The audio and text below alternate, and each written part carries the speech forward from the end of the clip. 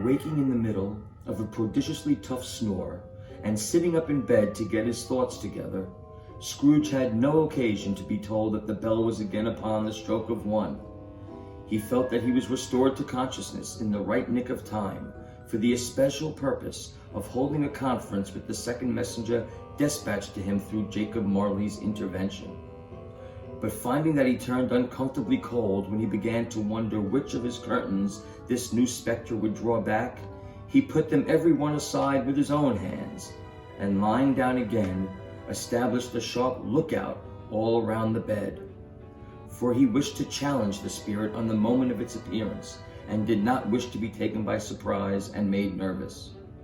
Now, being prepared for almost anything, he was not by any means prepared for nothing, and consequently, when the bell struck 1 and no shape appeared, he was taken with a violent fit of trembling.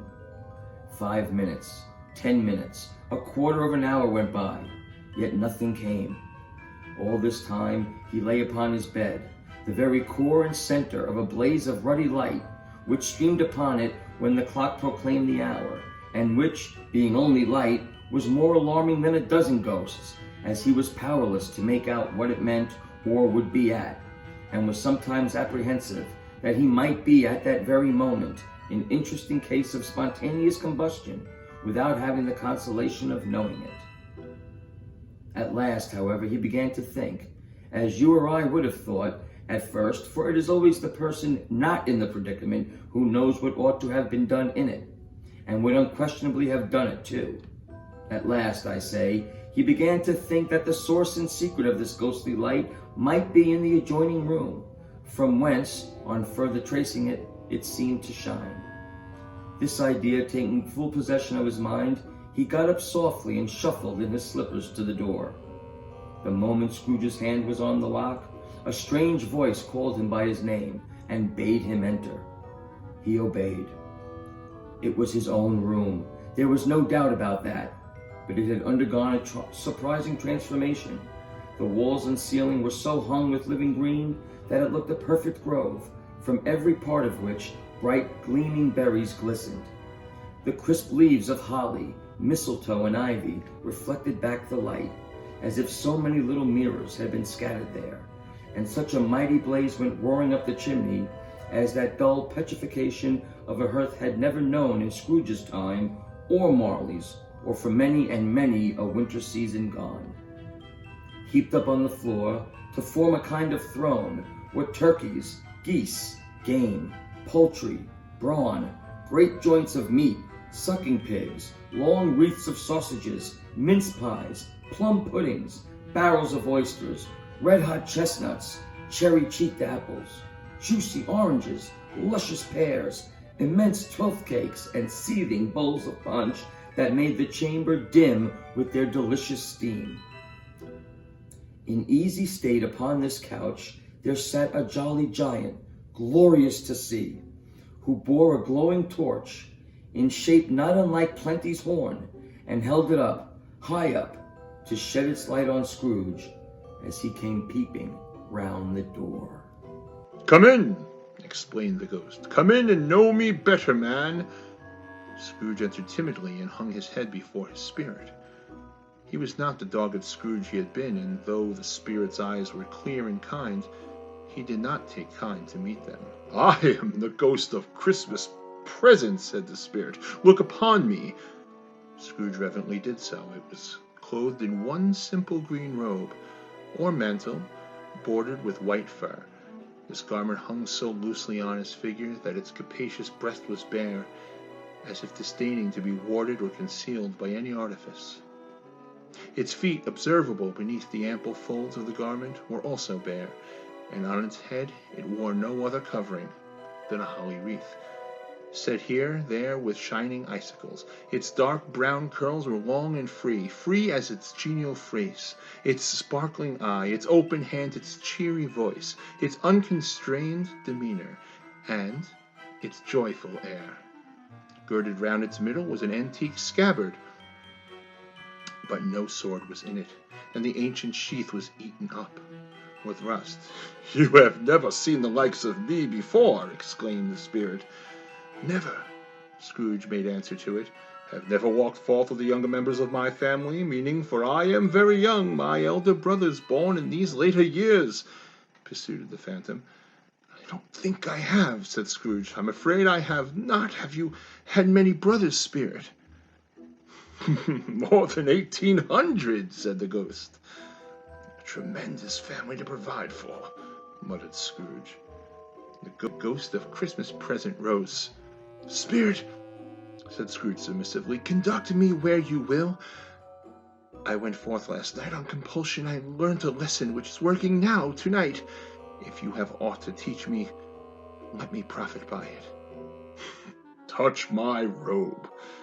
Scrooge did as he was told, and held it fast.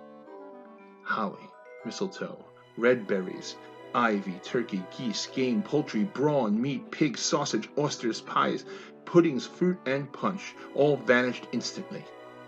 So did the room, the fire, the ruddy glow, the hour of night, and they stood in the city streets on Christmas morning, where, for the weather was severe, the people made a rough but brisk but not unpleasant kind of music, and scraping the snow from the pavement in front of their dwellings and from the tops of their houses, whence it was mad delight to the boys to see it come plumbing down into the road below, and splitting into the artificial little snowstorms.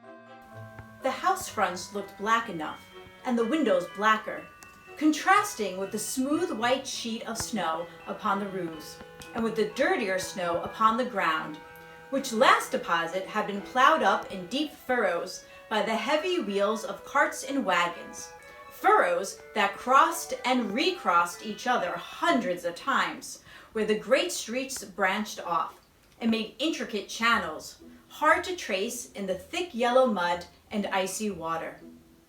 The sky was gloomy, and the shortest streets were choked up with a dingy mist, half thawed, half frozen, whose heavier particles descended in a shower of sooty atoms, as if all the chimneys in Great Britain had, by one consent, caught fire and were blazing away to their dear hearts' content. There was nothing very cheerful in the climate or the town, and yet there was an air of cheerfulness abroad that the clearest summer air and brightest summer sun might have endeavored to diffuse in vain. For the people who were shoveling away on the housetops were jovial and full of glee, calling out to one another from the parapets, and now and then exchanging a facetious snowball, better-natured missile far than many a wordy jest, laughing heartily if it went right, and not less heartily if it went wrong. The poulterers' shops were still half open, and the fruiterers were radiant in their glory. There were great, round, pot-bellied baskets of chestnuts, shaped like the waistcoats of jolly old gentlemen, lolling at the doors, and tumbling out into the streets in their apoplectic opulence. The grocers nearly closed, with perhaps 2 shutters down or 1. But through those gaps, such glimpses. It was not alone that the scales descending on the counter made a merry sound, or that the twine and roller parted company so briskly, or that the canisters were rattled up and down like juggling tricks, or even that the blended scents of tea and coffee were so grateful to the nose, or even that the raisins were so plentiful and rare, the almonds so extremely white, the sticks of cinnamon so long and straight, the other spices so delicious, the candied fruits so caked and spotted with molten sugar as to make the coldest lookers-on feel faint and subsequently bilious. Nor was it that the figs were moist and pulpy, or that the French plums blushed in modest tartness from their highly decorated boxes, or that everything was good to eat and in its Christmas dress.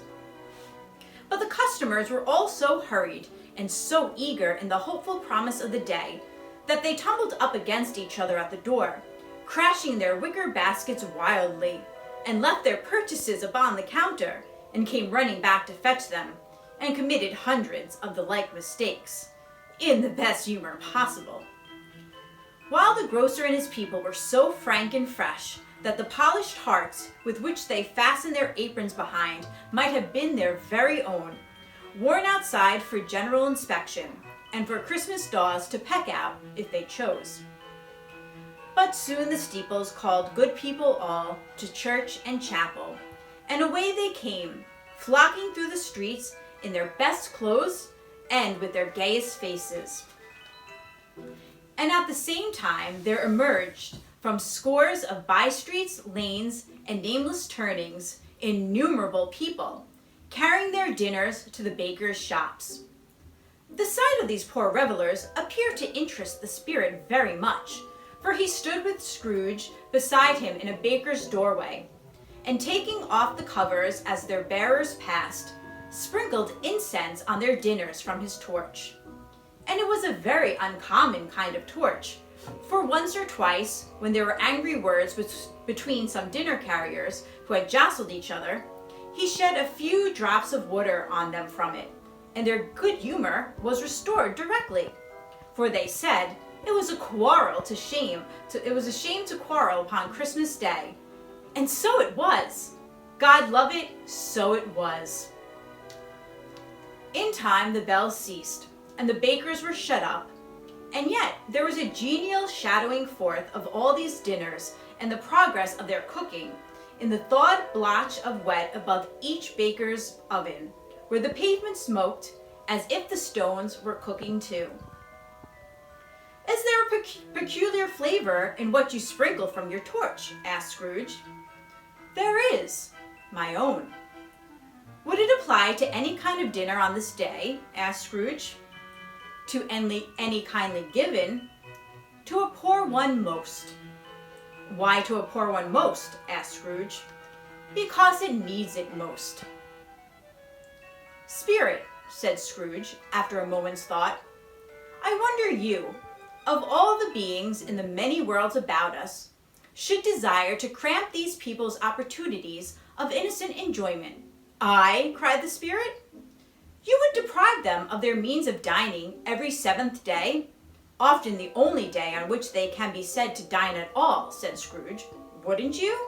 I, cried the spirit. You seek to close these places on the seventh day, said Scrooge, and it comes to the same thing. I seek, exclaimed the spirit. Forgive me if I am wrong. It has been done in your name, or at least in the name of your family, said Scrooge. There are some upon this earth of yours, returned the spirit, who lay claim to know us, and who do their deeds of passion, pride, ill will, hatred, envy, bigotry, and selfishness in our name, who are estranged to us and all our kith and kin, as if they had never lived. Remember that, and charge their doings on themselves, not us. Scrooge promised that he would, and they went on, invisible, as they had been before, and into the suburbs of the town. It was a remarkable quality of the ghost, which Scrooge had observed at the baker's, that notwithstanding his gigantic size, he could accommodate himself to any place with ease, and that he stood beneath a low roof quite as gracefully and like a supernatural creature as if it was possible he could have done in any lofty hall.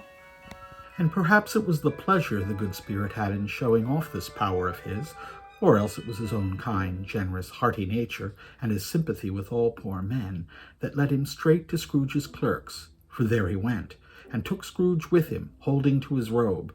And on the threshold of the door the spirit smiled and stopped to bless Bob Cratchit's dwelling with the sprinklings of his torch. Think of that. Bob had but 15 bob a week himself. He pocketed on Saturdays but 15 copies of his Christian name, and yet the ghost of Christmas present blessed his four-roomed house. Then up rose Mrs. Cratchit, Cratchit's wife, dressed out but poorly in a twice-turned gown, but brave in ribbons, which are cheap and make a goodly show for sixpence. And she laid the cloth, assisted by Belinda Cratchit, second of her daughters, also brave in ribbons, while Master Peter Cratchit plunged a fork into the saucepan of potatoes, and getting the corners of his monstrous shirt collar, Bob's private property, conferred upon his son and heir in honor of the day, into his mouth, rejoiced to find himself so gallantly attired, and yearned to show his linen in the fashionable parts. And now 2 smaller Cratchits, boy and girl, came tearing in, screaming that outside the baker's they had smelt the goose and had known it for their own. And basking in luxurious thoughts of sage and onion, these young Cratchits danced about the table and exalted Master Peter Cratchit to the skies, while he, not proud, although his collars nearly choked him, blew the fire until the slow potatoes bubbling up knocked loudly at the saucepan lid to be let out and peeled. "What has ever got your precious father, then?" said Mrs. Cratchit, "and your brother, Tiny Tim? And Martha wasn't as late last Christmas Day by half an hour." "Here's Martha, mother," said a girl, appearing as she spoke. "Here's Martha, mother," cried the 2 young Cratchits. "Hurrah! There's such a goose, Martha." "Why, bless your heart alive, my dear, how late you are," said Mrs. Cratchit, kissing her a dozen times, and taking off her shawl and bonnet for her with officious zeal. "We'd a deal of work to finish up last night," replied the girl, "and had to clear away this morning, mother." "Well, never mind, so long as you were come," said Mrs. Cratchit. "Sit you down before the fire, my dear, and have a warm, Lord bless ye." "No, no, there's father coming," cried the 2 young Cratchits, who were everywhere at once. "Hide, Martha, hide." So Martha hid herself, and in came little Bob, the father, with at least 3 feet of comforter, exclusive of the fringe, hanging down before him, and his threadbare clothes darned up and brushed to look seasonable, and Tiny Tim upon his shoulder. Alas for Tiny Tim!